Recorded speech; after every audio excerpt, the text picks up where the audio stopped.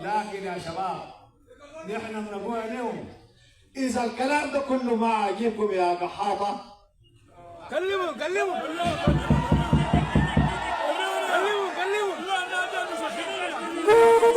إذا الكلام ده كله يا المجلس المركزي، إذا الكلام ده كله والله لا الشقيقة مصر بتحلكم، لا جدة بتحلكم، لا المنامة بتحلكم، لا إيجاد بتحلكم، لا اتحاد أفريقي، لا مجلس أمن ولا أمم متحدة. الحل يا شباب،